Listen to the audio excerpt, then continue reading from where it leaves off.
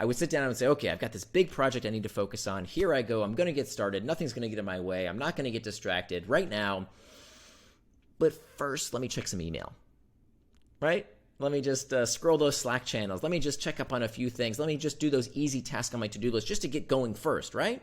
And what I didn't realize is that is the most dangerous form of distraction, because you don't even realize that you are distracted. So just because something is a work-related task, just because you think it's something you need to do at some point, if it's not what you said you were going to do at that period in time and place, it is just as much of a distraction.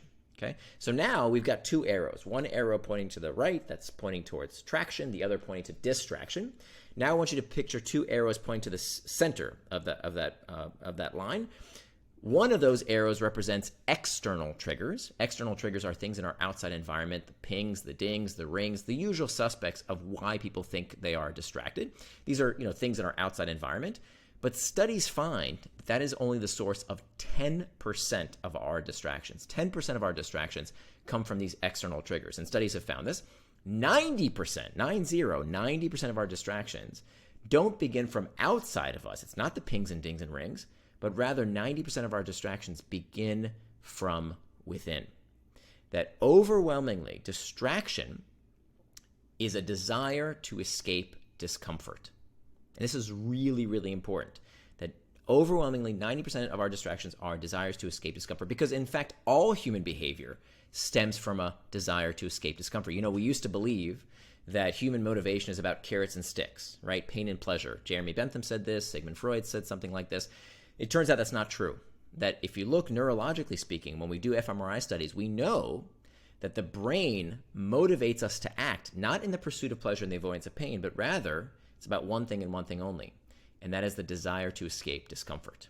That's it. Even the pursuit of feeling good, the pursuit of pleasure, is itself psychologically destabilizing, which must therefore mean, if all human behavior is about a desire to escape discomfort, that means that time management is pain management. Money management is pain management. Weight management is pain management. That fundamentally, if we don't understand the source of our discomfort, I don't care if it's too much news, too much booze, too much football, too much Facebook, we will always get distracted from something if we don't understand what we are looking to escape. So that's why rule number one, the first step to becoming indistractable, the most important step, is mastering your internal triggers, or they will become your master. That's step number one. Step number two, now we're working these around these 4 points. The second step is to make time for traction. We talked about the difference between traction and distraction.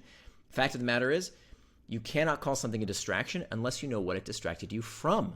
So people like Hari talk about how this distracted me and that distracted me, and oh my God, Twitter and Facebook and all these companies want my attention.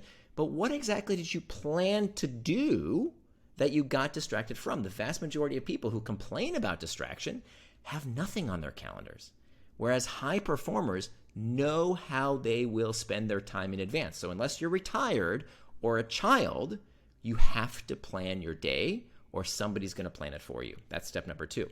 Step number three is hacking back those external triggers. Even though it only accounts for about 10% of our distractions, some really basic stuff that anyone can do in about an hour or less to hack back all these gadgets and devices to make sure that these triggers don't constantly distract us. How about turning off the notification settings? Okay, is it that hard? Right? Not that hard, people. Exactly. Yeah, not that tough. That's a very small part of my book. Most people, they spend a whole book complaining about this, like Hari does. Sorry to keep wailing on him, but he earned it. My book is maybe a few pages to show you how to do this. But what I really want to talk about are those external triggers that we don't think about, the non-technological external triggers. How about your kids? Kids can be a huge source of distraction. Meetings in the workplace, huge source of distraction. So not all distractions and these external triggers come from technology. Many of them are other people. How do you deal with that? Well, we go step by step. And then finally, the last step is to prevent distraction with pacts. Pacts are these promises, these pre-commitments that we make to keep ourselves bound to what we say we're going to do. And there's some very simple ways we can use that. That if all else fails, this becomes the firewall against distraction. And it's these 4 techniques in concert that anyone can use to become indistractable.